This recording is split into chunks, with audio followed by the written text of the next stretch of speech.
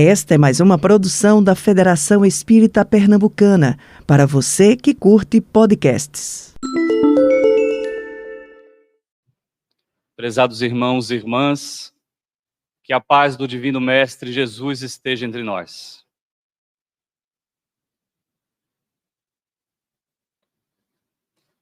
Dr. Lee Berger é um doutor em paleontologia sul-africano e liderou uma expedição desde o ano de 2013 até o ano passado, numa expedição exploratória, naquilo que é chamada a Caverna Estrela Nascente, na África do Sul, em Joanesburgo.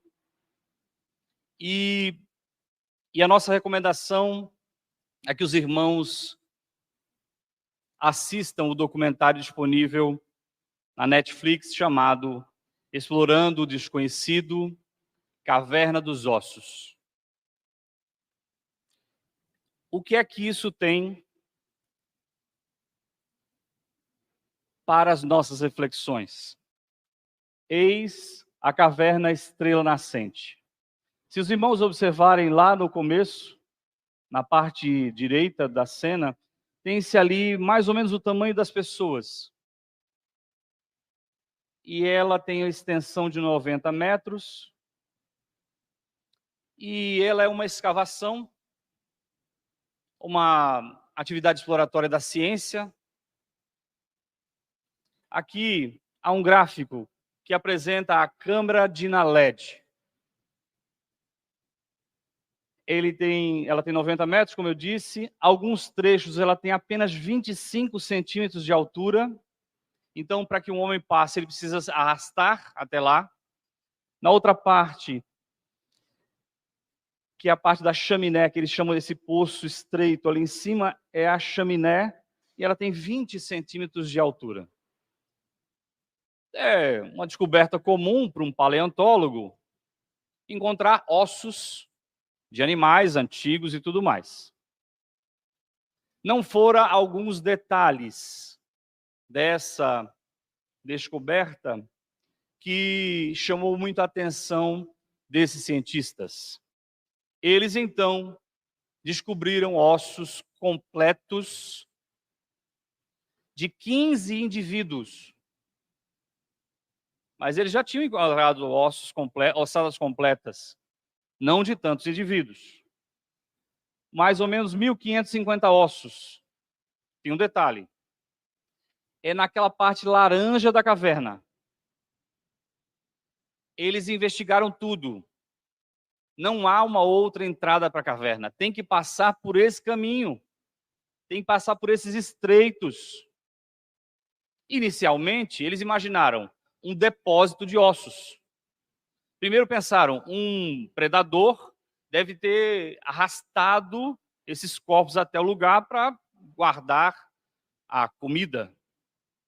Mas não foi isso que eles perceberam ao estudar profundamente. Essa é a árvore genealógica humana que apresenta toda essa série de seres, entre os quais uma espécie, a humana, uma espécie, que está ali, ó, o Homo sapiens. Você está aqui. Estão vendo?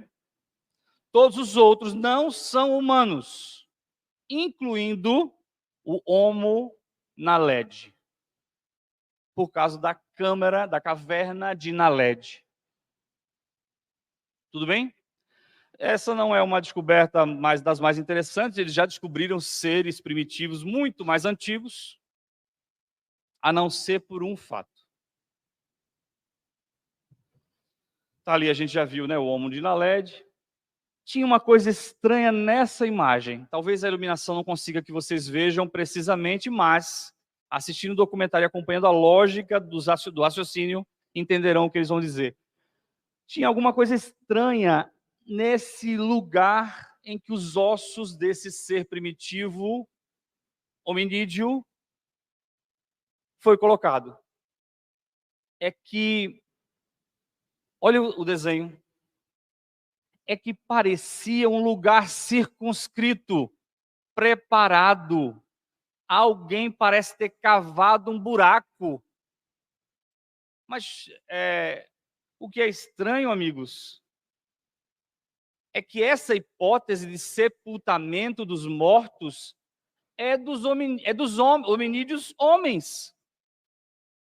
Nunca se teve de um ser primitivo a realização de um sepultamento, porque sepultamento é ritual.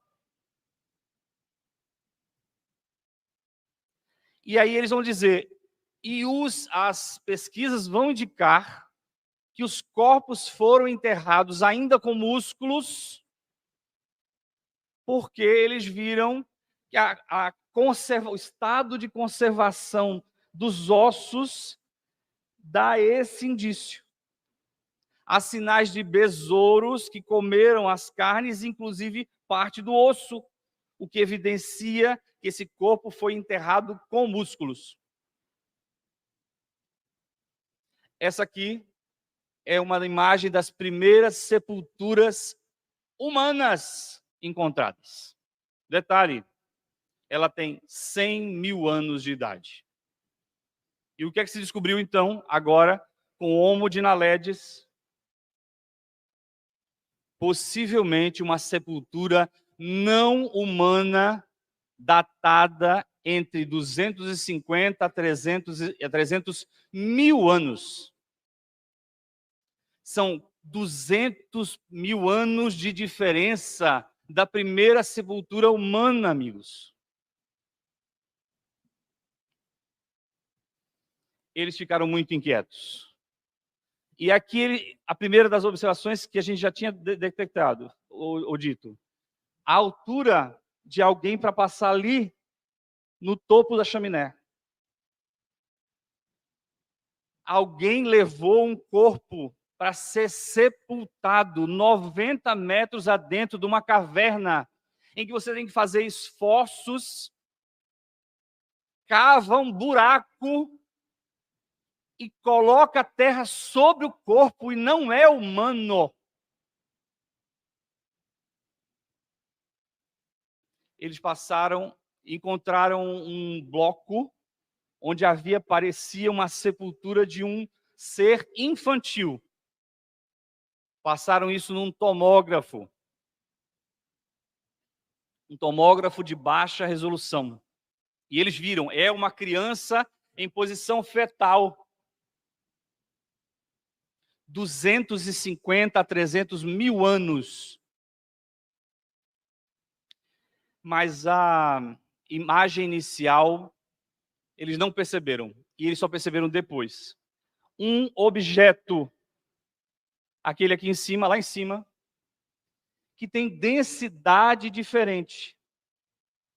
E a descoberta era a posição em que o objeto estava, parecia que aquela coisa, que era uma pedra, estava na mão do ser. Ora, o que é que a pedra estava fazendo na mão de um ser que estava numa sepultura? Essa é a inquietação. E embaixo está bem difícil de ver, eu entendi, eu sei, mas é como se uma reconstituição que eles fizessem. Um ser, outro, leva o corpo morto até o final da gruta, da caverna, e coloca um objeto de pedra na mão do ser morto e o enterra. 250 mil anos antes do primeiro homem ser enterrado. Fizeram uma tomografia computadorizada, me permitam ler, está aqui, no Centro de Radiação Sincotrônica da Europa, em Genebra, o maior tomógrafo da Terra. Porque eles estavam em dúvida. Aquele objeto é o quê? E é esse objeto. Porque a pergunta é uma ferramenta? Ser uma ferramenta é o que difere o hominídeo de todos os outros seres. Em tirar de uma pedra bruta uma ferramenta para utilizá-la é o que difere-nos. E a pergunta fica no ar. Os cientistas vão dizer, há uma boa chance de que sim. Comparando Homo sapiens, nós, os humanos, pedra datada, olha lá, África do Sul também, 80 mil anos atrás. O objeto encontrado na câmara de Naledi, do Homo Naledi, 250, olha o formato. Observem o formato.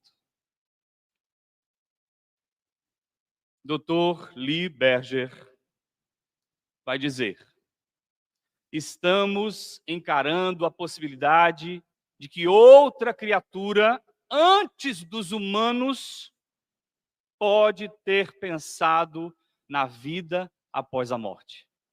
Porque ele diz assim, por que é que fizeram o esforço de levá-lo até o final da caverna? Por que colocaram o objeto que é a ferramenta na mão do ser morto, se ele não iria fazer nada com ela? Ninguém faz um ritual com esse significado, esse conjunto simbólico de coisas para entregar para o nada.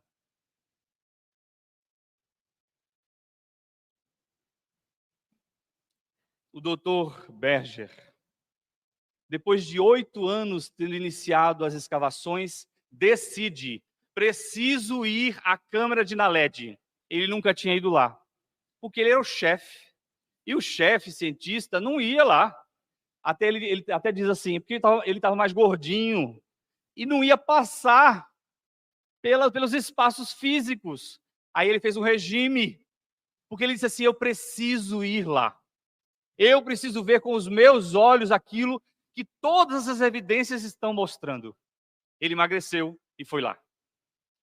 E ele não chora, mas emociona-se nitidamente ao entrar nas câmaras, a ver tudo aquilo, inclusive ver aquilo que nenhum dos pesquisadores dele tinha visto durante 8 anos.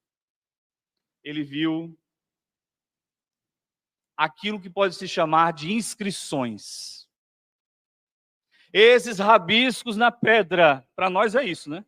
Para eu e vocês, os leigos aqui, deve ter um bocado de leigos aqui, não entendo nada disso. Para mim é um rabisco, né? Criança de 3 anos. Ele diz, isso não é natural. Não foi o líquido, não foi o vento. Isso foi alguém que fez. Ele entende, a gente não.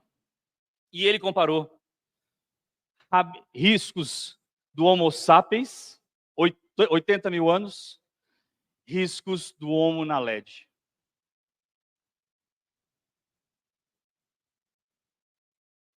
Ele diz, essa ferramenta, e aí ele não diz hipótese de ferramenta, ele diz, essa ferramenta foi colocada na mão do indivíduo morto para ele levá-la no pós-vida.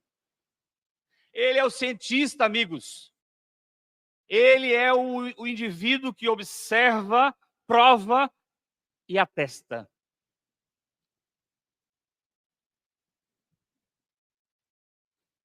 Hoje à tarde é de alegrias.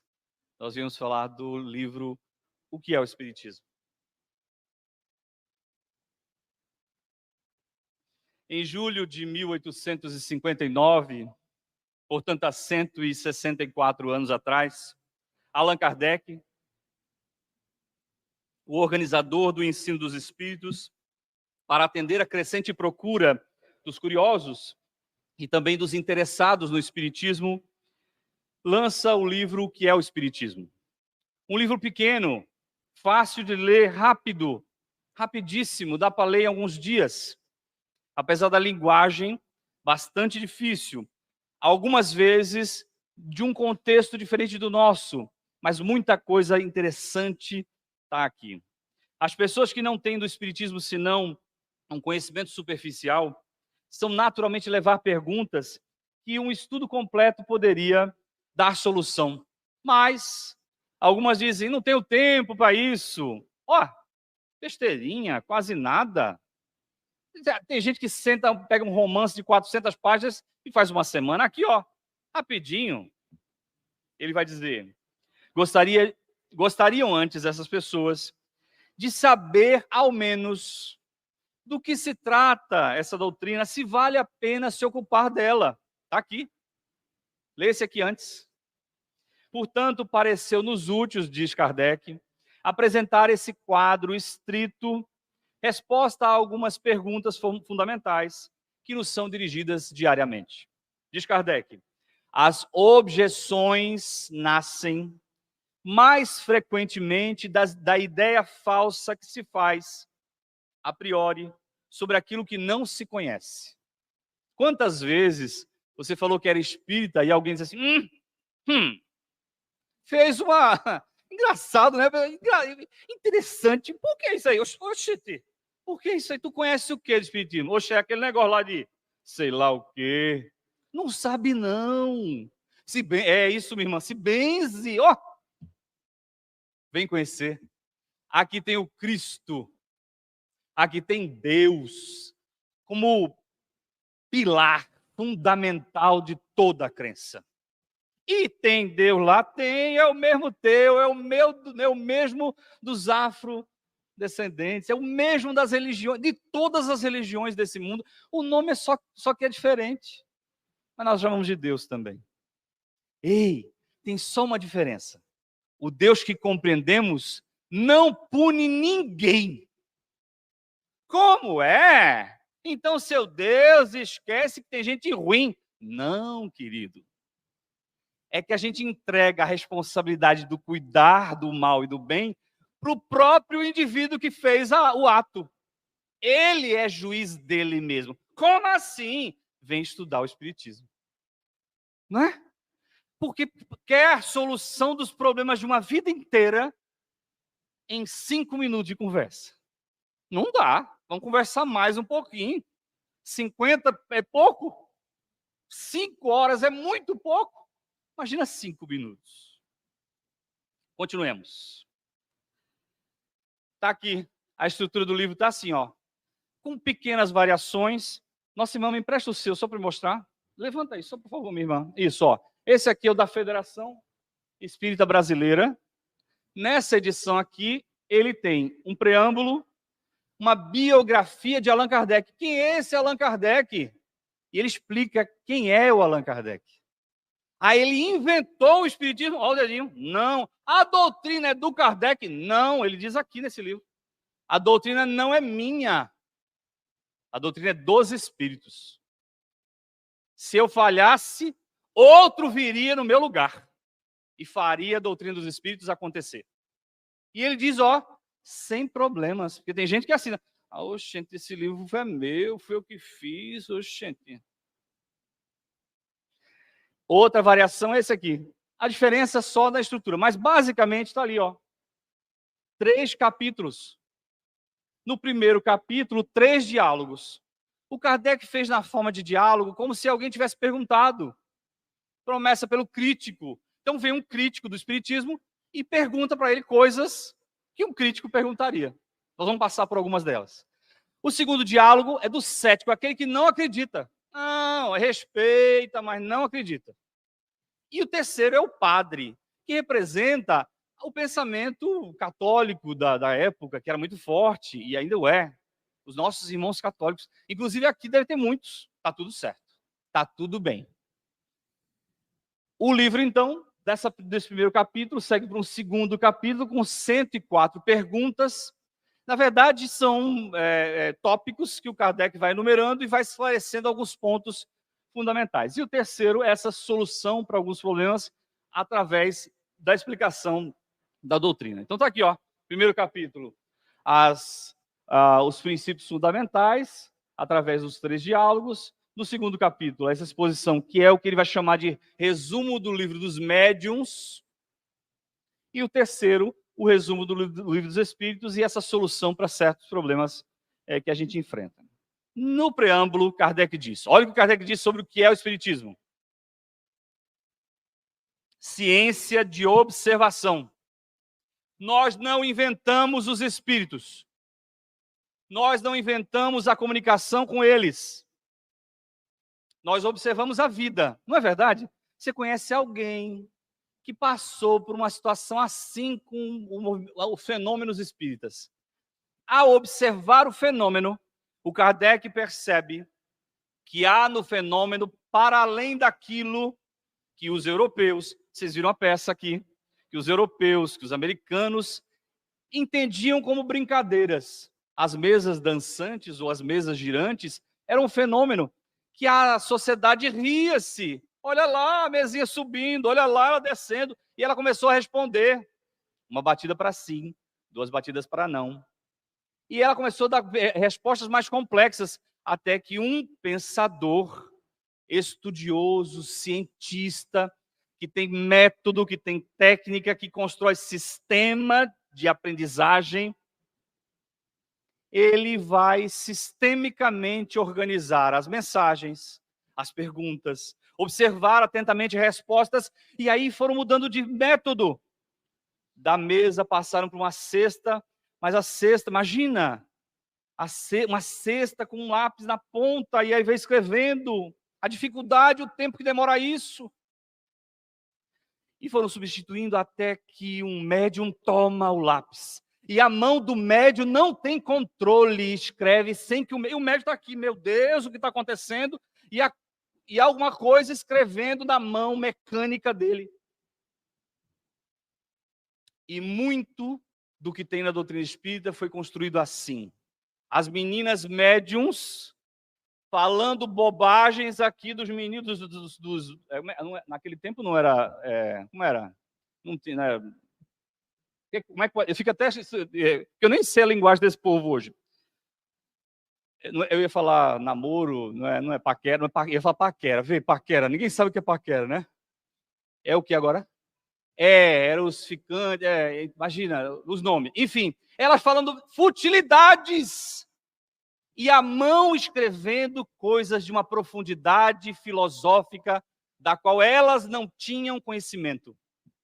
A mão escreve mecanicamente. E o Kardec olha para aquilo e diz assim, não pode ser uma brincadeira isso tudo.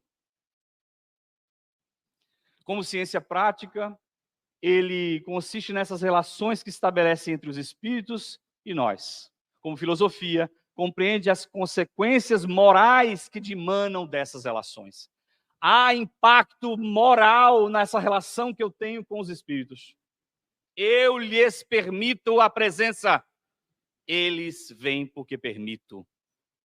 E há consequências morais nisso.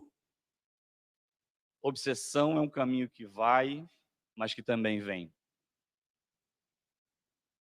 Se estou obsediado, se estou sofrendo a ação de uma entidade, o primeiro responsável sou eu, depois a entidade. Porque não dá para entrar numa casa onde as portas estão trancadas. O Espiritismo é uma ciência que trata da natureza, da origem e do destino dos espíritos, bem como das suas relações com o mundo corporal. Eles estão aqui conosco. Estão vendo essa quantidade de gente física que está aqui? Tem uma muito maior quantidade de entidades que se acotovelam conosco. Tem alguns entre nós, inclusive, que sentem eles, sabem que eles estão aqui. Não tem gente. Os mais educados vão sentir, vão orar, vão agradecer. Mas tem uns que dizem assim, vixe, como está aqui hoje, meu Deus. É quando a gente não se educou ainda, porque eles são meus irmãos. Eu falo isso, e se for uma avó minha? Vixe Maria, chegou. Chegou o quê, meu irmão? E se for uma avó? Um avô que está sofrendo. Eu não diria isso se eu soubesse que quem chegou, todo perturbado, fosse um avô. Aquele avôzinho que eu tenho no coração. Por que, então, quando chega a entidade que eu não conheço, eu dou um muxoxo, eu faço uma é quando o espiritismo tem consequências morais. É quando ele precisa me corrigir. Não é para corrigir o mundo, não. E aí, com toda a licença, viu? Todos esses livros que eu leio é para me corrigir. Essa palestra não é para vocês, não. Essa conversa não é para vocês, não. É para mim. Para ver se eu me corrijo. Primeiro capítulo. Vixe, como passar a hora rápida aqui, né? Vamos embora. Vamos lá. Primeiro capítulo. O crítico, o cético e o padre. O crítico. Senhor Kardec, disse o crítico, o senhor não deseja me convencer de que a doutrina é boa para mim? Ele disse, não. Eu não forço nenhuma convicção. Ele disse assim, sou muito feliz se alguém desejar vir a mim e querer de boa vontade entender o espiritismo. A gente não sai fazendo bandeira. Vem para cá, que aqui tem solução. Porque a solução não está aqui, não. Está no coração do indivíduo. Onde quer que ele esteja. Aqui, na outra religião, em qualquer religião, no mundo, se o indivíduo age correta e probamente, ele está livre de qualquer mal. A crítica e a opinião pública não valem, porque ele diz assim, então me convença, esse cético diz assim, eu vou escrever um livro contra os espíritos. Me convença que eu não escrevo. Aí ele diz assim, ele fala bastante coisa, ele diz assim, se o espiritismo é uma falsidade, um erro, ele cairá por si mesmo. Porque uma verdade, desculpem, se porém é uma verdade, se o espiritismo é uma verdade, não há crítica que possa fazer do espiritismo uma mentira. Pode vir o crítico que for. Não nos abalaram em absolutamente nada em mais de 160 anos. Nada. E o Kardec disse, quando a ciência avançar em certo ponto e o espiritismo estiver escrito no espiritismo alguma coisa diferente disso, vá com a ciência. Vá com a ciência. Por quê? Porque o saber dos espíritos é limitado à condição de adiantamento de cada um deles. Seguindo. Não sou favorável nem contra o espiritismo, diz o cético. Porém, esse assunto me excita o interesse de maneira... Não é assim na vida? A gente tem um monte de gente assim. Ah, você é espírita. Ei, me conta como é isso aí. Conta como é que faz. E aí, como é lá? Porque eles querem saber do fenômeno. E aí, eles gritam, eles pulam. Como assim, meu irmão? Gritam, pulam? Não é uma pulga de circo.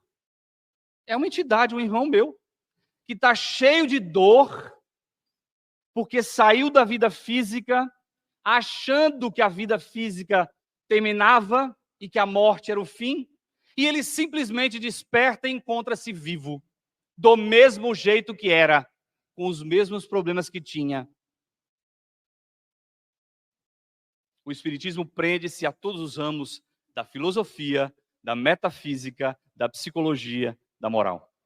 O espiritismo procura destruir ideias supersticiosas, mostrando o que há de real ou falso nas crenças populares, denunciando o que nessas crenças existe de absurdo, fruto da ignorância e dos preconceitos.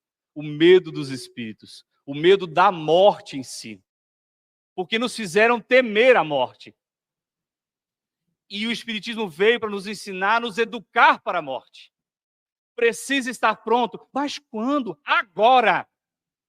Porque nem eu, nem cada um de vocês sabemos a hora da partida. Então precisa estar pronto para morrer agora. Sem esses esquisitos. Ah, vou comprar logo o caixão, disseram que eu tenho que estar preparado. Não é essa bobagem, não. É preparado por dentro. Para quando a porta da verdade abrir, você se encontrar com um eu melhorzinho. Porque não vai ter ninguém apontando o dedo. Não vai ter ninguém te condenando a nada. Mas vai ter um grande juiz que chama consciência. Essa não me deixará em paz. A minha? Ah, se eu me conheço. A minha consciência? Ah, vocês não viram. O chifrudo, o demônio, que as pessoas do mundo pintam como o mal. é uma criança chupando chupeta ante a minha consciência. Não é brincadeira não. Não é brincadeira não. Eu sei quem eu sou. Eu sei os fardos que arrasto. Sei o quanto eu sou sagaz. Sei o quanto eu sou crítico. Quanto eu sou cético. E então eu vou me encontrar com esse que sou eu nas portas da morte. E eu vou dizer para mim, muito bonito. Teve a vida todinha, o espiritismo desde os 16 anos e fez isso aí. E o fardo das realizações é um saquinho pequenininho de papel assim, frágil, leve, tem quase nada dentro. O espiritismo não é uma criação moderna, diz Kardec. Os antigos o conheciam tão bem, talvez melhor do que nós. Os bruxos e bruxas, vinha eu conversando com a minha esposa, vindo para cá. Os bruxos e bruxas do passado eram o quê? Médiuns. Os oráculos gregos eram o quê? Médiuns. Os xamãs falavam com os antepassados, médiuns. Muitos padres, muitos pastores, médiuns, de alta capacidade de percepção espiritual, honradíssimos, sabem a verdade, mas a eles não era ensinado, senão com preocupações misteriosas, e para que esse conhecimento se tornasse inacessível ao vulgar. Abandonado de propósito no lamaçal da superstição. O mundo espiritual, não mexa com isso. Deus te livre. Eles só querem dizer que estão vivos. Eles só querem dizer, estou vivo.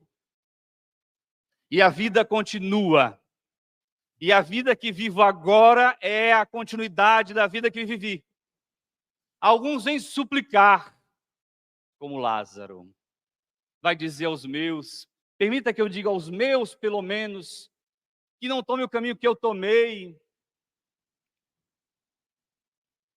E Deus vai dizer para ele assim, eles têm os profetas e não ouvem. Eu já mandei todos os profetas e eles não ouvem. O que é que Deus fez? Manda os espíritos jogar pedra na janela. Manda puxar a toalha da cozinha dela. Abre e fecha a janela com a tranca fechada. Mas como pode bater essa janela? Se a tranca está fechada e ela ouve bater, pá, pá, pá. Aí ela corre e passa, meu Deus, o que está acontecendo? Eles só querem dizer que estão vivos. Eles só querem dizer que estão vivos. Rapidinho. Rua de Noyer, Livro dos Médiuns, também na Revista Espírita, agosto de 1860. Tem uma mensagem extraordinária de um espírito batedor. Kardec pede a São Luís que o permita evocar. E o São Luís diz assim, inútil, ele não sabe nada do que está fazendo. É o espírito inferior. Mas o Kardec insiste, o Kardec é o educador. Me deixa evocá-lo. Ele evoca, aí o espírito fala um monte de bobagens. Mas no final ele diz uma coisa impressionante para Kardec. Por que é que você faz o que faz? Porque eu não tenho o que fazer. Há quanto tempo você está desencarnado? São Luís responde, há 50 anos desencarnado, fazendo nada. Você não pensa no futuro? E ele responde, por que pensar no futuro? Ninguém pensa em mim. Eu não existo para ninguém na Terra. Isso nos fez pensar. Quantos Jeanês, ele chamava Jeanê, da nossa vida, nossos antepassados, não são esquecidos por nossa memória frágil. E uma oração a gente não dedica a eles. Bisavós, trisavós, tetravós. Tem gente que nem lembra o nome deles. Vai ter que ter uma palestra, etapa 2, viu? Vamos aqui em frente, amigos. O fenômeno não pode ser assim. É sobre falsas explicações do fenômeno. Esse fenômeno mediúnico não pode ser da inteligência do médium. Não pode ser da inteligência do médium. E Kardec diz, como explicar que médios escrevem em uma língua que eles não conhecem? Chico Xavier escreveu em inglês. De trás para frente. Inglês de trás para frente. Escrevem na própria língua quando eles não sabem nem escrever. Sabe quem testou isso? Eurípides Barçanufo. Eurípides era jovem, tinha tido a primeira discussão com o tio sobre o espiritismo e ele vai fazer um teste. Ele vai até a Fazenda Santa Maria, no grupo espírita que é formado lá por todos católicos. Formam um grupo, 30 famílias, fazem um grupo espírita, com todo mundo católico, vai fazer o grupo espírita. Sessões naquele dia específico. Naquele dia, toda a comunidade da fazenda está na sessão. 2 cadeiras vagas. Ah, você apareceu, Eurípides. E um amigo. 2 cadeiras eram para ele. Eles já sabiam que ele ia. Ele senta atrás do médium, Aristides. Aristides era da família. Aristides, como é que eu digo isso? Era... Permitam a licença, tá? Se tem pedagogo, me permitam mais ainda. Era burro de pai e de mãe. Burro, não sabia escrever nada, lia mal, lia alguma coisa. Burro. O Eurípides, jovem, católico, fervoroso, disse assim, em prece, ele diz assim, eu estudei a Bíblia, tenho domínio da Bíblia. Acredito que as bem-aventuranças sejam a essência da doutrina do Cristo. Então, que João, o evangelista, se comunique pelo médium Aristides, e eu me convencerei. Amigos, era muito do Eurípides pedir isso, não era? Era muito. Pois ele terminou de pensar e o Aristides incorpora uma entidade luminosa que fez as palavras de Eurípides a mais extraordinária dissertação filosófico-doutrinária que jamais conhecera em toda a vida sobre o luminescente discurso de Jesus. Era impossível atribuir a Aristides, semi-analfabeto, aquela linguagem sublime. Em cada existência física, o espírito dá um passo no caminho do progresso. A soma desses conhecimentos, a elevação moral, que ele completa no globo, o faz ir para um outro mundo melhor. Ei, quem está pronto aí, hein? Está pronto? Tem um tanto conhecimento nesse mundo ainda, né? Vamos lá. O Espiritismo dá prova patente da existência da alma, sua individualidade depois da morte, sua imortalidade, a sua sorte futura. E é o Espiritismo, pois, a destruição do materialismo não pelo raciocínio, pelos fatos. São as entidades mortas que vêm, batem a porta e dizem, eu fui fulano, morei na rua tal, no número tal. Alguém vai lá e descobre, é exatamente isso. Morri disso, morri daquilo. Eles dizem. Se o Espiritismo, se bem compreendido, é um preservativo contra a loucura e o suicídio. Porque dizem, né? Se virar espírita, fica doido. Se a gente compreender bem o Espiritismo, ele é o melhor remédio contra a loucura e o suicídio que existe no mundo. Continuando. E aí eles falam de como é que a gente pode aproveitar a experiência que a gente viveu em outra vida se a gente esquece quando chega nessa. E aí o Kardec vai dizer, olha, algumas experiências se adquirem com provas muito duras, muito difíceis. E o que a misericórdia de Deus faz é nos permitir um esquecimento temporário para que a vida agora seja menos dura. Imagina, estou lá em casa, o filho, a filha, o esposo, a esposa são inimigos do passado. Como é que eu enfrento eles? Não, cada vida ou cada existência no seu circuito. E aí, só por dica, tem uma série na Netflix também, que não é espírita, mas que fala muito sobre as dores da memória de outras vidas, que está ali, ó. Vejo você na próxima vida, que é um drama juvenil, mas muito interessante. Eu tenho assistido com a família. Muito interessante porque ela fala das dores, especialmente das dores de rememorar as coisas que ela viveu em 18 existências. Ela rememora as 18 vidas dela. O padre pergunta várias coisas. Uma das coisas ele diz assim: você quando evoca os espíritos não faz uma fórmula?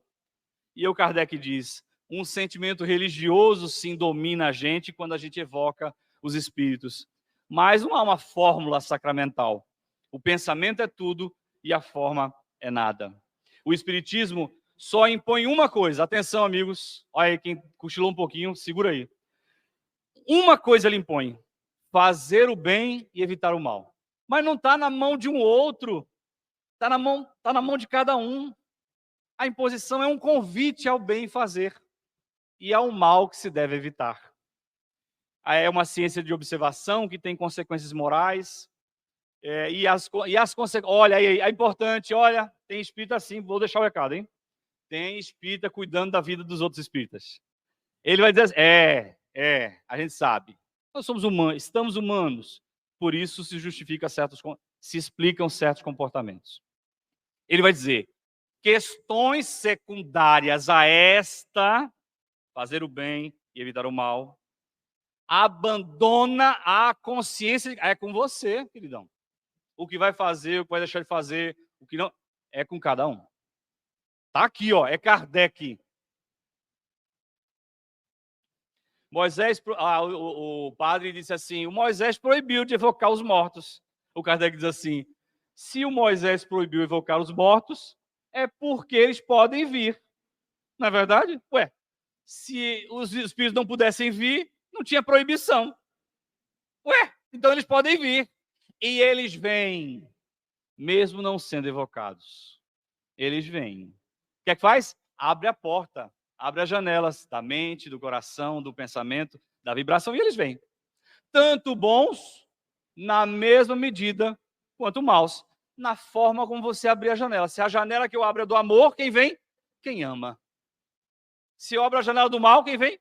É quem gosta dessa trama. Não é? Vamos em frente.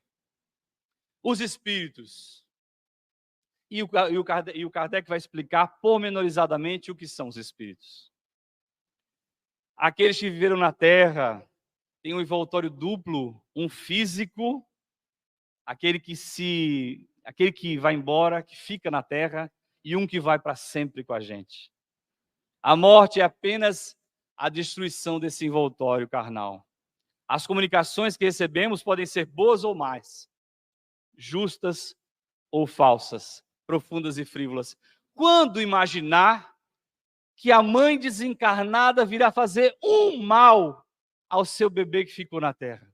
Como pode a nossa cabeça pensar que é a manifestação dos demônios, se é a mãe da pequenina cheia de saudades, que vem e vai vir com ela, vai ter com ela, porque está sentindo só isso, saudades. E a ela foi permitida pela misericórdia de Deus que venha ao mundo físico, vá na direção da filha, o afeto que deixou na terra, para ensiná-la, para acariciá-la, ou apenas para dizer: ainda e para sempre te amo. Qual é o fim providencial das manifestações espíritas? É convencer os incrédulos de que tudo para o homem não acaba com a vida terrestre, dar àqueles que acreditam, aos crentes, ideias mais justas sobre o futuro, Eu faço o bem, mas não está dando certo. Continua fazendo o bem, meu filho, vai. Não deixa o bem porque ele não está dando certo agora. E se não está dando certo agora, é uma outra circunstância. Continua a fazer o bem. Os escolhos da mediunidade, a maior dos escolhos da mediunidade é a obsessão. É a permissão, é a porta, é a janela que nós, os médios, entregamos na mão de espíritos que desejam uma outra coisa que não seja o bem. E aí são 3 graus da obsessão simples, a fascinação, a subjugação, e o Kardec vai explicar pormenorizadamente e de modo muito rápido todas essas questões. Se o Espírito se pronunciar, se comunicar no nome de Pedro, o apóstolo, não necessariamente é ele, ou talvez seja ele, ou talvez seja um Espírito em nome dele. Por isso a identidade dos Espíritos é tão complexa, é um assunto tão difícil também para todos nós. Para que serve o estudo do Espiritismo? Para provar materialmente a existência do mundo espiritual. Para dar para todos nós a certeza da vida futura. E aí, no último capítulo, ele vai dizer: em que consiste a felicidade das almas felizes? A felicidade dos bons espíritos consiste em conhecer todas as coisas e não sentir ódio, não sentir ciúmes, nem inveja, nem ambição, ou qualquer uma das paixões que são nossas dos homens. O amor que une os espíritos superiores é a fonte da suprema felicidade deles. Homo de Naled, amigos. Homo de Naled. Um ser que não é humano. E os historiadores vão dizer: você não pode fazer o que o Naled fazia, a menos que você tenha um compromisso total, uma crença com isso. Aquelas imagens, aquela luz, o fogo, a transição da vida para a morte, a cobertura das paredes, o cuidado com os mortos, significam alguma coisa. E ele vai dizer: se pensamos em crença e em sistema de crenças, então podemos olhar para esse período de 250 a 300 mil anos atrás e dizer: ali há um ponto crucial, um começo, uma prova concreta dessa incrível capacidade de religiosidade e depois religião, que floresceu e cresceu para o bem ou para o mal nos humanos contemporâneos. Essa fala não é de um espírito, não é de um espírita, é de um cientista que observou ossos de um ser primitivo. E aí, observem a cena: uma caverna, um buraco cavado, um indivíduo morto no centro, uma ferramenta colocada nas mãos, fogueira acesa em torno. Eles estão em torno do ser que morreu, cobrem o ser, saem no mesmo esforço os 90 metros da caverna. Para nada? Para absolutamente nada? E nós que somos os seres inteligentes?